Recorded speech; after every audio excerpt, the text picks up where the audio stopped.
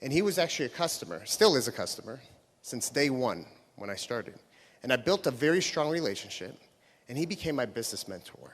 Very successful guy. And this was not too long ago, a few weeks ago actually, where I've built such a strong relationship with him, he invited me on his private jet to go with him to a mastermind that he participates in.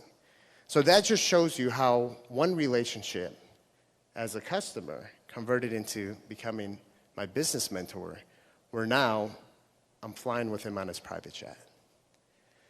So when we talk about business mentors, don't force it. Don't force someone to be your business mentor. These things